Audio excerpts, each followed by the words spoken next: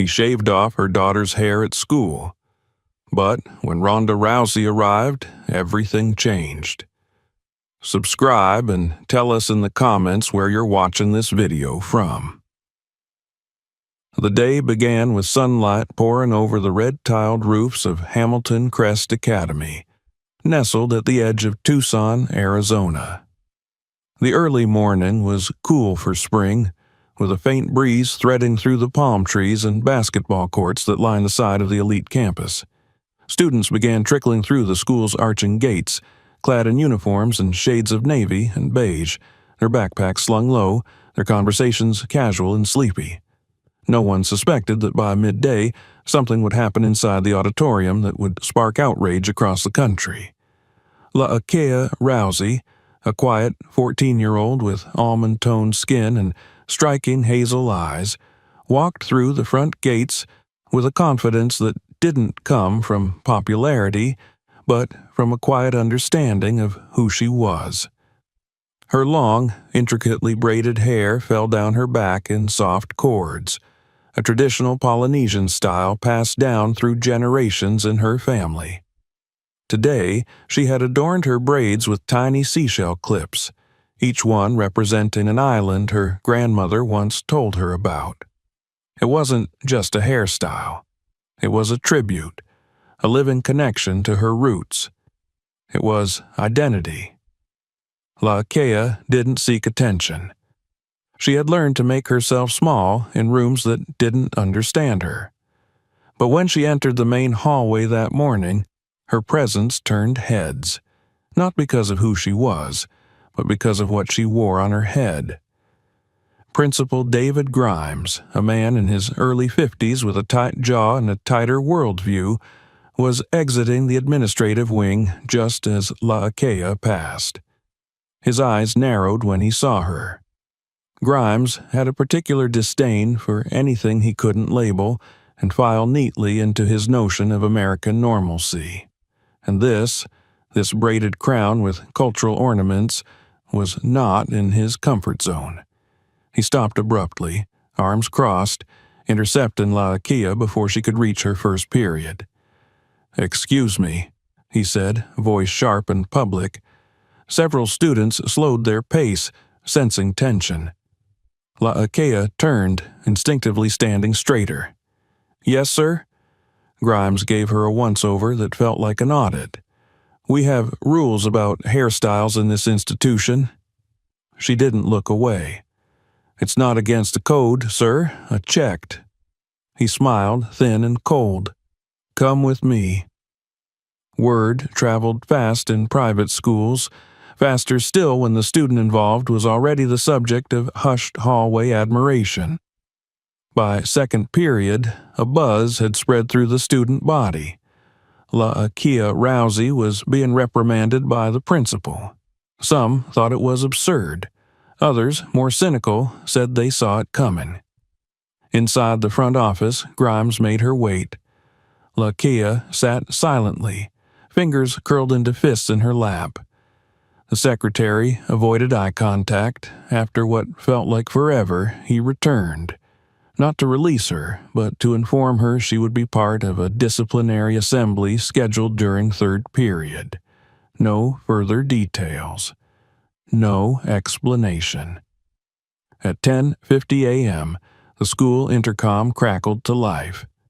"All students, please report to the auditorium immediately for an urgent assembly." Students shuffled in, puzzled, whispering among themselves. Teachers stood stiffly at the exits. At the center of the stage stood Principal Grimes, flanked by a small table with a covered box. The lights dimmed.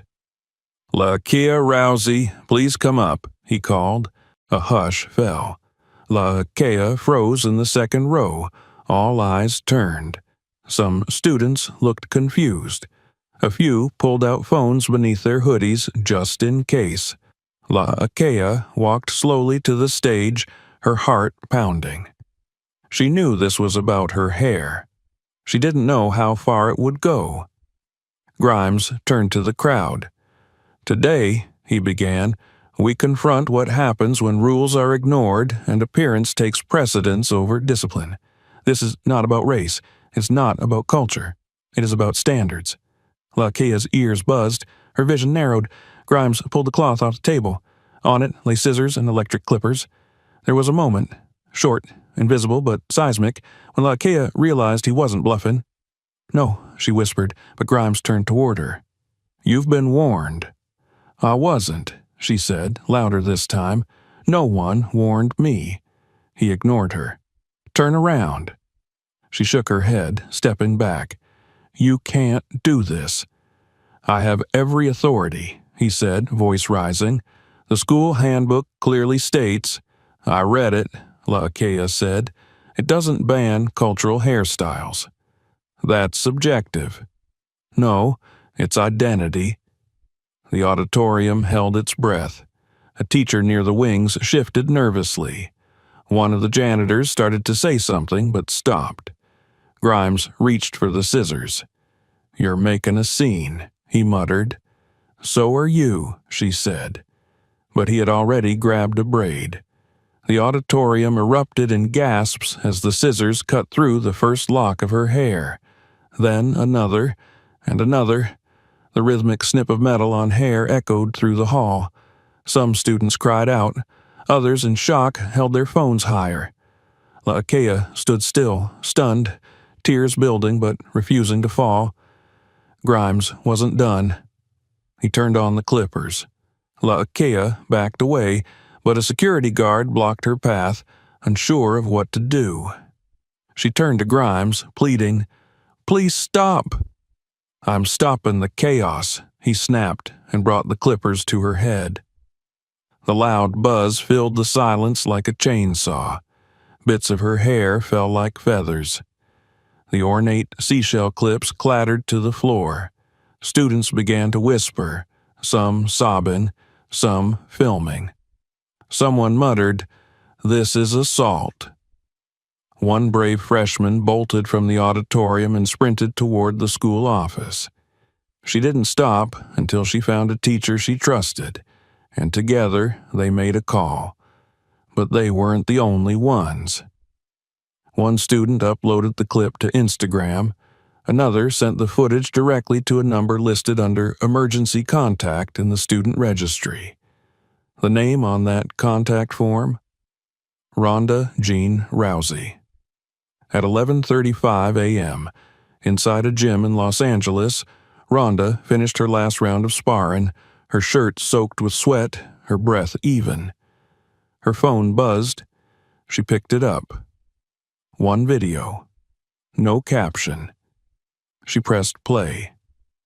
The moment she saw her daughter's face contorted in helplessness, her braids on the floor, and a man with a pair of clippers grinning smugly under stage lights, Ronda's expression didn't change.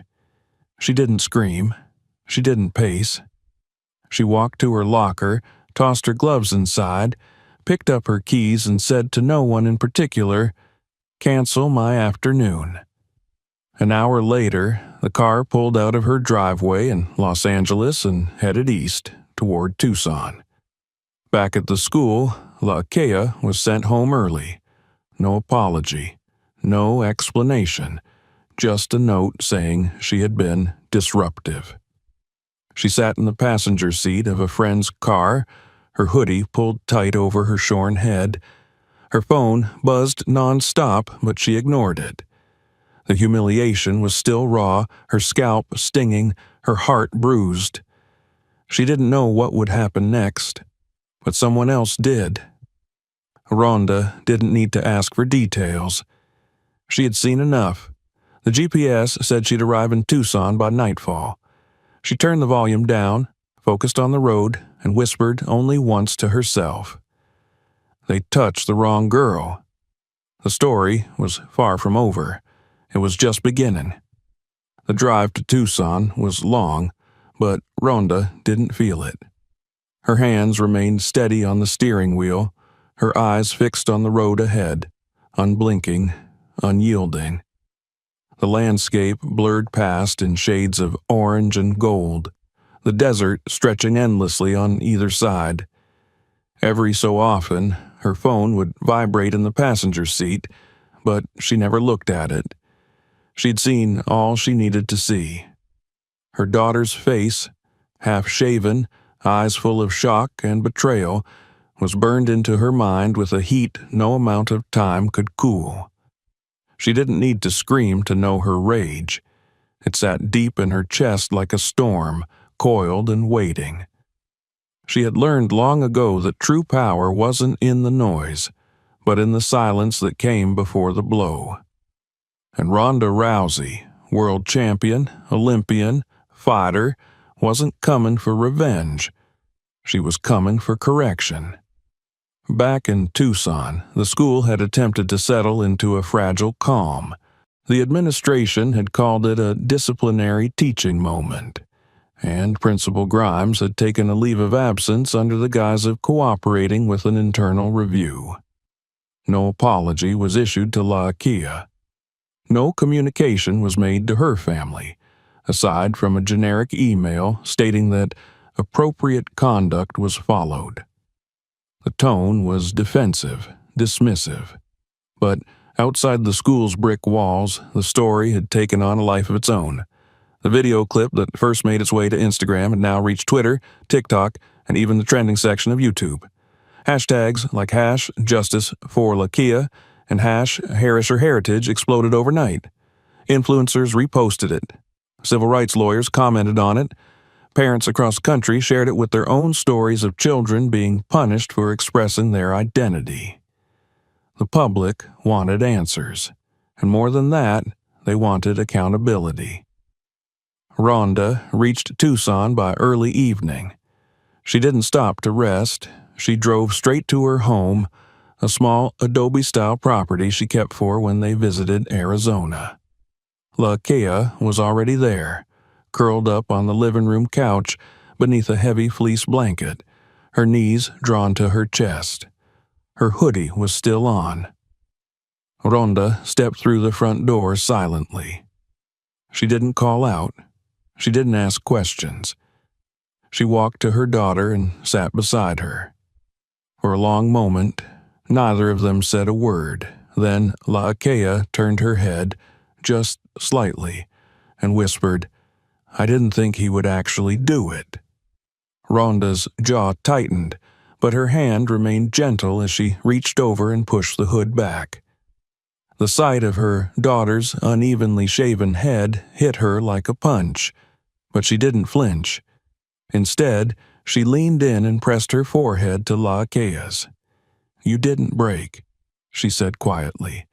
"They wanted to shame you, but you stood." Lakia didn't cry. She had done that already, silently, alone. Now she just leaned into her mother's strength, allowing herself to breathe without fear for the first time in hours.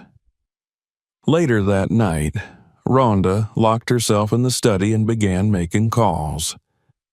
She contacted her legal counsel, Darla, who had previously worked on public advocacy cases involving student rights. She called Kendra, her former publicist from WWE, and requested a list of sympathetic journalists.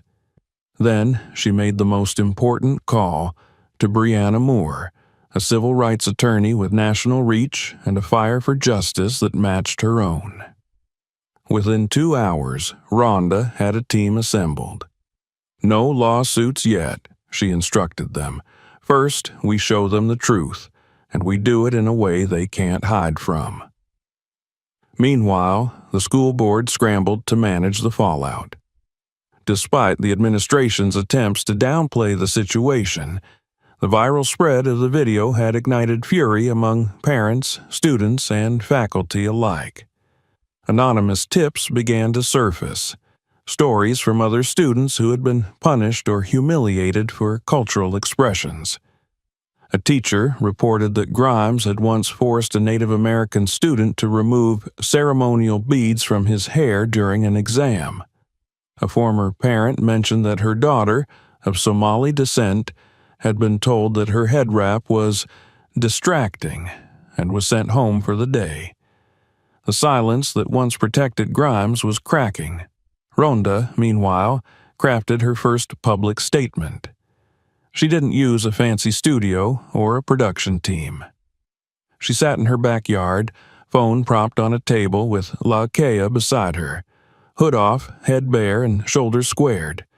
The video was only 2 minutes long, but it changed everything. "This is my daughter, La Kea," Ronda began.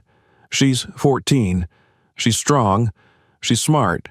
And she wore her heritage with pride, but yesterday, someone tried to take that from her." Her voice was calm, but her eyes burned.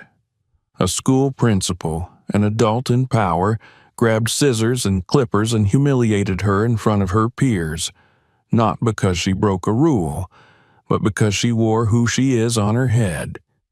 She paused, then leaned forward. "I've fought in cages, rings, and arenas, but this is a different kind of fight. One I never expected to bring into a school hallway, but now I'm here, and we're not backing down." The video ended with a simple message. To every kid who's ever been told their culture is a problem, you are not the problem. The system is. The video reached 5 million views in 12 hours. By the next morning, Ronda's phone was flooded with messages.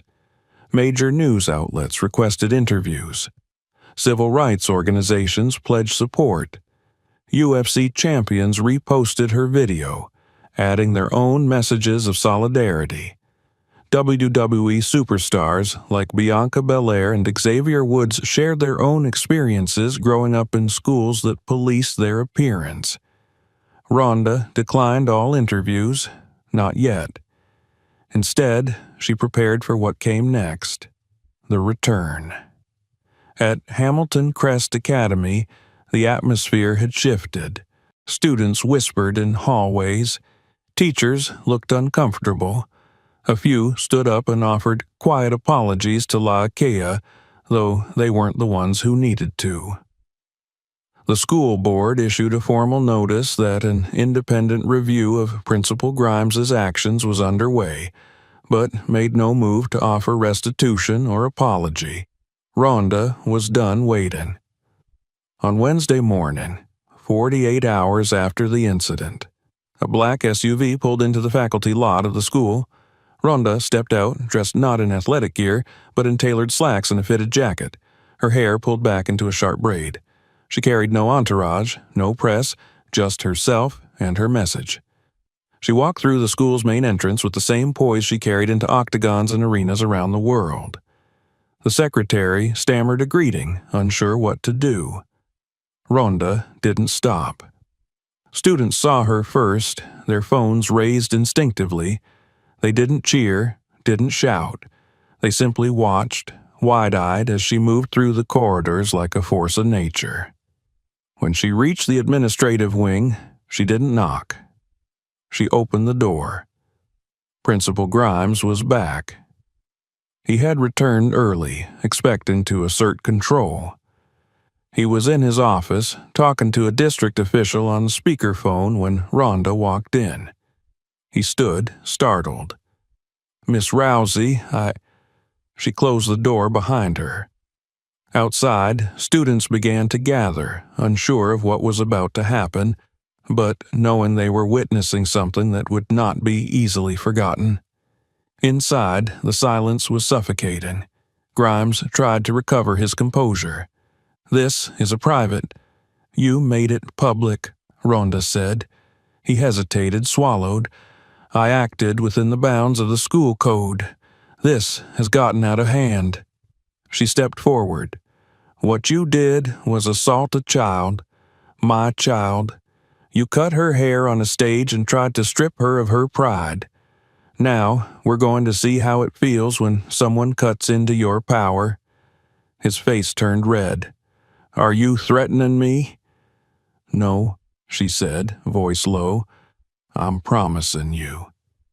Then she reached into her bag and pulled out a letter, an official complaint filed to the district with the signatures of 25 parents attached. She placed it on his desk. "This is the beginning," she said, "not the end." As she turned to leave, the office door opened. Laakea stood there, her bare head lifted, eyes locked on Grimes. She said nothing. She didn't need to. Ronda placed a hand on her daughter's shoulder. "They tried to take your crown," she whispered, "but now they're going to watch you rise with it." And together they walked out. Behind them the halls erupted, not in noise but in presence. Students stood taller. Teachers looked each other in the eyes. Something had shifted. The silence was over. The strike had begun. By the following morning, the atmosphere around Hamilton Crest Academy had transformed into something electric. There was a sense of inevitability in the air, like the pressure that builds before a summer monsoon. No one knew exactly what Ronda Rousey planned to do next, but everyone, from students to janitors to board officials, understood that the silence had passed. The world was watching now, and so was the woman who had made a career out of walking into rings and walking out triumphant. The district board had issued a statement overnight, vague and cautious, claiming that the matter was under investigation and urging the public to remain calm. Meanwhile, more students came forward, sharing their own encounters with Principal Grimes over the years. A pattern emerged: small humiliations, forced compliance, administrative overreach disguised as discipline. Laakea's story had simply been the one too cruel, too public, and too symbolic to ignore.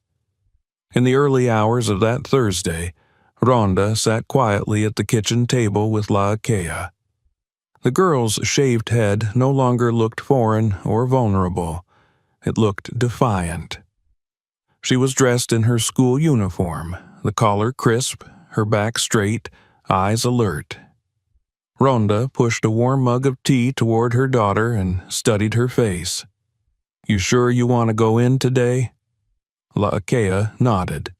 "I have to." Ronda accepted the answer without further comment.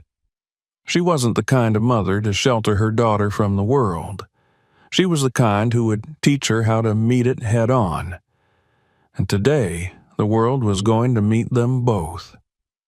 At precisely 9:45 a.m., Ronda stepped out of her SUV in the school parking lot. She wore no makeup, no designer labels, just dark jeans, a fitted blazer, and a quiet expression that communicated more threat than any shouted word could. She carried nothing in her hands. She didn't need to. What she brought with her was already enough. The front office bustled with false busyness when she entered. The receptionist stood, panic in her eyes. Ronda offered a tight smile. "Is Principal Grimes in?" "He's in a meeting." "I'll wait inside." Without permission, she opened the door to his office and stepped in. The door swung shut behind her. Grimes was seated behind his desk, attempting to appear composed. His eyes flicked up, and the practiced smirk returned to his lips. "Miss Rousey," he said, leaning back in his chair, "still determined to make this into a circus?" Ronda didn't respond immediately. She walked to the chair opposite him and sat, her hands folded in her lap. The room felt tight, the air too still. "You made it a circus," she said, "when you turned discipline into public humiliation." He chuckled, but there was an edge to it now. "Your daughter violated school standards. I applied the necessary correction." "You touched a minor," Ronda said, her voice low, "without consent. You cut her hair in front of the entire student body. You humiliated her. That's not correction. That's assault." Grimes shifted slightly in his seat. "Let's not pretend this is anything other than performative outrage. You're a celebrity. Of course you'll leverage this." "I'm a mother," she said, leaning forward. "And you're a man who hid behind policy to justify your need for control. You tried to erase my daughter's identity. Now I'm here to erase your illusion of power." Before he could respond, there was a knock on the door. A student's voice filtered in. "She's here."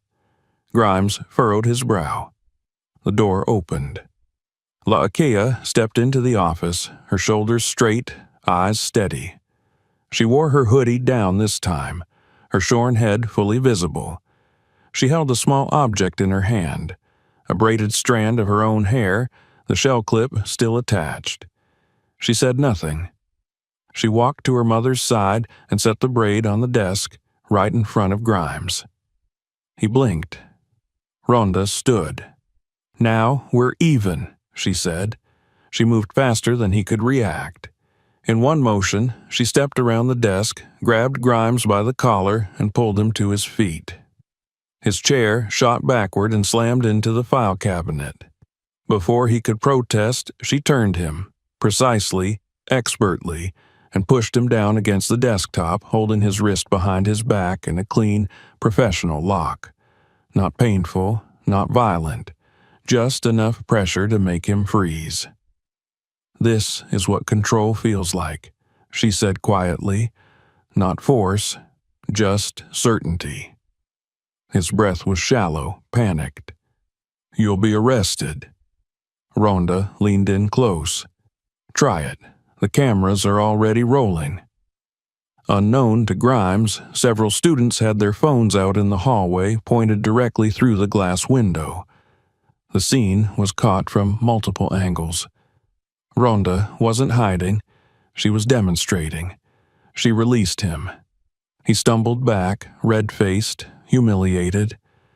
"You're going to record a statement," Ronda said, taking his phone from the desk and unlocking the camera. "You're going to tell the truth." "No," he snapped, regaining some of his bluster. Ronda tilted her head. "Then I'll tell it for you, but I guarantee you won't like how I frame it." He hesitated, then, reluctantly, he sat down and hit record. In the video, Grimes admitted to acting alone. He said La'Akea had not broken any specific rule, and that he had made a judgment call he now regretted. The words sounded hollow, but they were enough. Ronda stopped recording and sent the clip to her attorney. Outside the office, students erupted. Phones buzzed. The footage made it to Instagram within minutes. TikTok followed. Hashtags reignited. Grimes stepped out 20 minutes later into a hallway that had changed. No longer lined with quiet kids afraid to speak, it now buzzed with energy, defiance, and unity. He tried to walk with dignity, but his shoulders slumped. An emergency school board meeting was called that afternoon. Ronda didn't attend. She didn't need to. The footage spoke louder than any prepared statement. By sunset, the board released an official statement. Principal David Grimes was placed on indefinite administrative leave, pending investigation for misconduct and abuse of authority. That evening, Ronda returned home with La'Akea.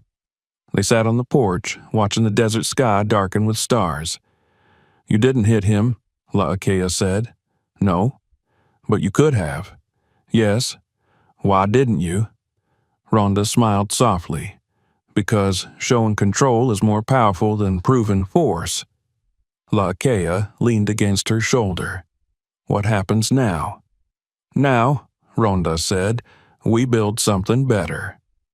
And that night, while Grimes made panicked calls to his lawyer and district officials scrambled to contain the story, Ronda drafted the first outline of what would become the Rage Initiative, Rousey Against Gender and Ethnic Profiling, a nonprofit dedicated to protecting students from discrimination, empowering families, and forcing policy change across the nation.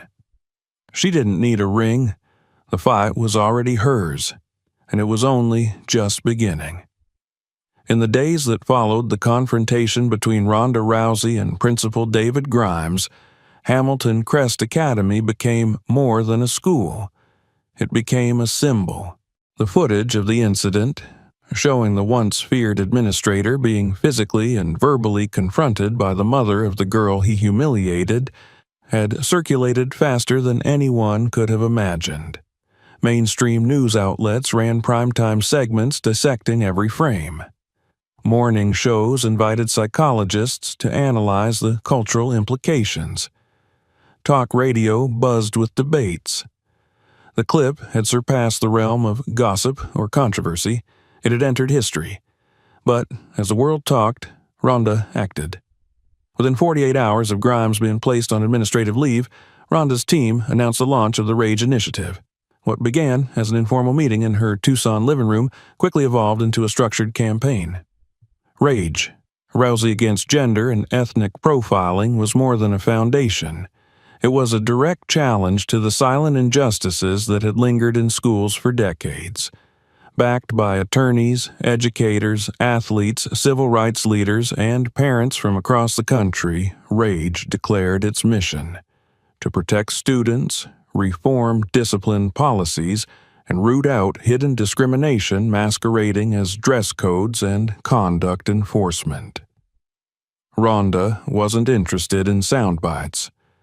She moved with the focus of a fighter preparing for a title bout. She held roundtable discussions with legislators. She coordinated webinars for educators.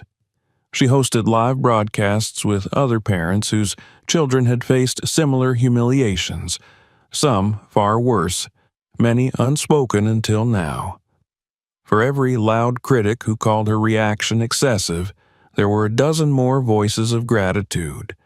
Mothers wrote letters. Fathers wept on camera. Former students, now adults, shared memories of being forced to cut dreadlocks, remove turbans, or straighten natural hair to look presentable. But while Ronda was focused on national reform, her eyes remained on Hamilton Crest. Laakea, ever more composed, returned to school like a quiet storm.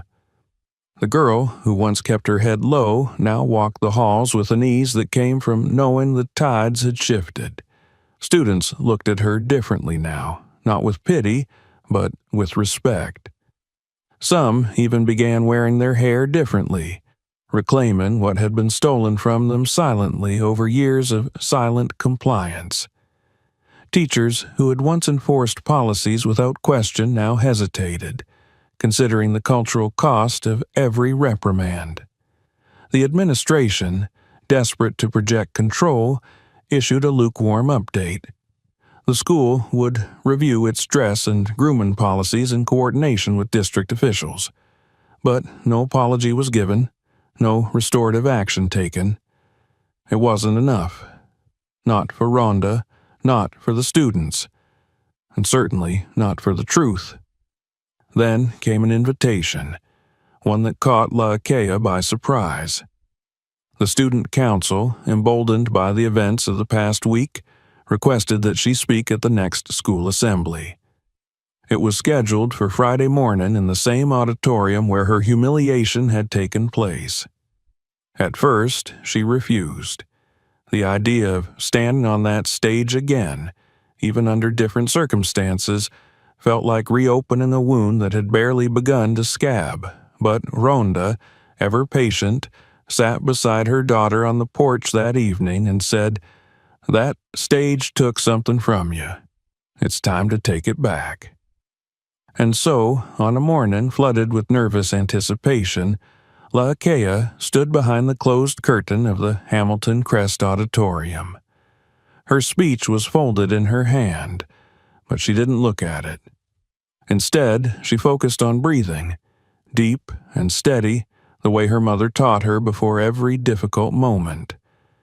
The same breath Ronda used before stepping into the ring. The curtains opened. A hush fell over the crowd. Laakea stepped forward. She didn't read from the page. She didn't need to. With her head held high and her voice unwavering, she spoke. 10 days ago, I stood on this stage and was told my identity didn't belong here. I was told that my hair, my culture, was a problem. I was silenced. I was shaved. But I wasn't erased, because everything they tried to cut away only grew back stronger. She paused, her eyes scanning the crowd of students, many of whom were silently wiping their faces. You may have seen me as a victim, but I'm not. I'm a reminder. A reminder that our stories matter, that our hair matters, that no rule should be written to erase who we are. By the time she finished, the auditorium wasn't loud. It was still, reverent. Teachers stood, students rose. The quiet was louder than any applause could be. That night, Ronda watched the replay of her daughter's speech from her hotel room in Los Angeles. She had flown out that afternoon to speak with state legislators about expanding the Crown Act, the law that protected natural and cultural hairstyles from discrimination, to school districts that had resisted its reach. The timing couldn't have been better. The news cycle had shifted in her favor. Every major network now referred to the incident not as a celebrity outrage, but as a civil rights reckoning. Politicians lined up to be photographed with Ronda and LaKea. The Department of Education announced it would review national guidelines for school grooming policies. Momentum was on their side. But Ronda had learned enough in her life to know that momentum alone didn't guarantee victory. Systems had a way of reconstituting themselves, hiding behind new faces and bureaucratic language. She knew they weren't done yet. Her instincts were proven right when she received a call from her attorney, Darla, the next morning. "He's trying to install his brother." Ronda blinked. "Who is?" "The board. There's a motion to appoint an interim principal while the investigation continues. David Grimes' younger brother, Matthew Grimes, is being considered. They're claiming he's qualified, has a clean record, and no connection to the incident." Ronda stood up from her seat. Her voice was low, measured. "Get me everything on him." Within hours, Darla delivered a sealed report. Matthew Grimes had indeed worked at a private school in Florida. His record appeared spotless on the surface, but buried in the HR files, locked behind non-disclosure clauses and sealed settlements, was a complaint filed by the parents of a black student who had been expelled for gang-like presentation. The student had worn locks and a Pan-African necklace. The case was settled quietly. No admission of guilt, no public record. Ronda held the report in her hands and felt the familiar heat rise in her chest. She knew this playbook. They would swap the face, change the nameplate, and continue the same abuses in quieter ways. But not this time. She and Darla scheduled a meeting with Superintendent Ramos. When they arrived, Ronda placed the report on her desk and slid it across. "You told us this school was changing," she said. "You said you wanted better. That starts by not putting the same poison in a new bottle." Ramos, visibly shaken, read the report in silence. Her shoulders sagged. "Give me 24 hours," she said. But they didn't need 24. By the next afternoon, word spread through the faculty lounge that Matthew Grimes had arrived for a tour. His manner was smooth, his smile polished. But the students noticed something else, the glint in his eyes that mirrored the same superiority his brother wore like armor. He walked the halls with confident steps, but those steps were watched. Later that evening, at a staff-only meeting, Matthew made a mistake. Believing himself safe, he reportedly joked that the school had become a theater for social justice performances, and that it was time to bring discipline back to the circus. His words were met with a few chuckles, then silence. One teacher, a Latina woman who had taught at the school for over 10 years, discreetly recorded the comment on her phone. The clip was only 25 seconds long, but it was enough. By morning, the video had leaked. Once again, social media caught fire. Hashtags flared anew. #Grimes2 trended by noon. Students walked out of class and held signs. One read, "One Grimes was enough." Another, You can't cut what we've already grown back. That afternoon, the school board convened a second emergency meeting. This time, Ronda was there.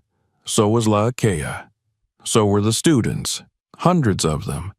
As the board reviewed the clip and read the sealed HR complaint Ronda's team had unearthed, it became clear there was no path forward for Matthew Grimes.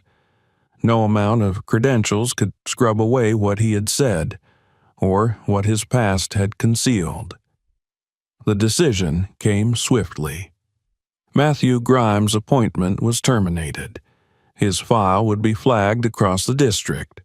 The board, now fully aware of public scrutiny, voted to bring in a vetted interim leader approved by an external equity team. As Ronda and Laakea exited the building, the crowd outside parted to let them through. There were no cheers, no chants, just a quiet kind of triumph, the kind that lingers in the bones. They had broken the wall. Now it was time to build something better. The sun rose over Hamilton Crest Academy with a new clarity. The courtyard, once pristine and silent, was now alive with murals painted by students celebrating culture, resilience, and identity. The walls no longer felt like barriers, they felt like canvases. And yet, despite the visual transformation, the air carried the weight of something unfinished. The board had removed 2 Grimes brothers in the span of a month. The students had reclaimed their power. Policies were under review, and the national conversation had shifted toward the schools that for years had punished individuality in the name of order. But Ronda Rousey knew better than anyone that victory declared too soon was just an invitation for old wounds to fester. She remained vigilant. While the local victory had been powerful, she had set her sights beyond Hamilton Crest. With rage now gaining national traction, her calendar filled with meetings, speeches, and hearings. Civil rights leaders called. Educators from other districts reached out. State representatives wanted to co-sponsor what was now being drafted into formal legislation, the Laakea Amendment. A proposed bill to protect cultural expression in all public schools and penalize institutions that enforced discriminatory grooming codes under the guise of policy. Laakea traveled with her mother to Washington, D.C. for a hearing, invited as a youth advocate to testify in front of the Senate Subcommittee on Civil Rights and Education. She had never been to the Capitol before. The white pillars, the echo of marble under her sneakers, the gaze of men and women in tailored suits, it all should have been overwhelming, but it wasn't. The stage had changed, but the message hadn't. She walked into the chamber with her shoulders high, her buzzed head bare and proud. The hearing room was packed. Cameras lined the back wall. Activists, reporters, and educators filled every seat. Laakea sat behind the microphone and unfolded a piece of paper with her statement, but she didn't read it. She looked up and began to speak from her heart. 3 months ago, I was made to feel small in front of an entire school, not because I broke a rule, but because I honored my heritage. I wore my grandmother's culture in my hair, and, for that, an adult in authority cut it off without my consent. He said it was about standards, but it was about power and identity and control. She paused, her hands still, her voice clear. I didn't come here today to shame schools. I came here because I believe they can be better. I believe students can be protected. And I believe that what happened to me should never happen to anyone else. Not ever. By the time she finished, the room had grown still, not out of silence, but reverence. A senator leaned forward, visibly moved. An educator in the second row wiped away tears. Her words, simple and firm, had cut through layers of politics and rhetoric. She wasn't asking for attention, she was commanding it. Later that evening, back at the hotel, Ronda wrapped her arms around her daughter on the balcony and looked out over the lights of D.C. They didn't talk much. They didn't have to. What needed to be said had already been shared with the world, but the world still wasn't done pushing back. 2 weeks later, a sealed envelope arrived at their Tucson home. Inside, a formal notice from a private attorney representing David Grimes. It was a lawsuit filed against Ronda, LaHakea, and the Rage Initiative, alleging defamation, emotional distress, and abuse of celebrity status. The claim argued that Ronda had used her public platform to destroy a man's career and reputation for personal gain, and that LaHakea had intentionally provoked discipline to initiate a media frenzy. Ronda didn't yell. She didn't pace. She read the papers, placed them on the kitchen table, and picked up the phone. "Darla," she said calmly, "he wants a war. Let's give him a lesson instead." But Darla was already ahead of her. "We have 3 choices.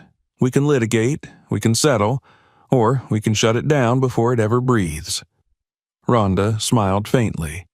"I like door number 3. A private mediation meeting was scheduled in Las Vegas. No cameras, no reporters, just 2 men and 2 lawyers. Grimes arrived looking thinner, worn, and far from the man who had once ruled a school auditorium with unchecked arrogance. He didn't speak at first. He just stared at Ronda, the fury simmering behind his eyes.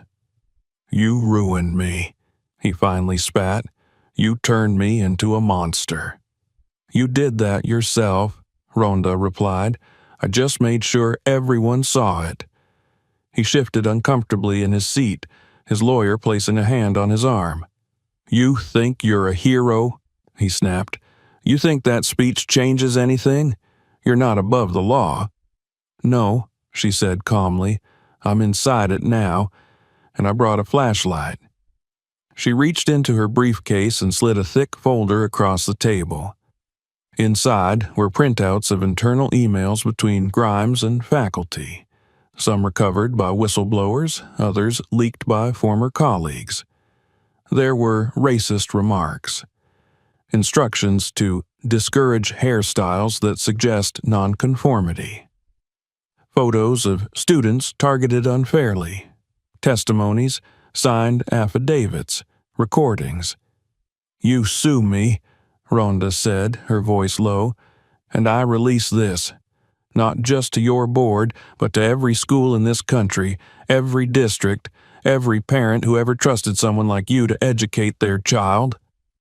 Grimes stared at the folder. For a moment, he looked like he might argue. Then his shoulders slumped.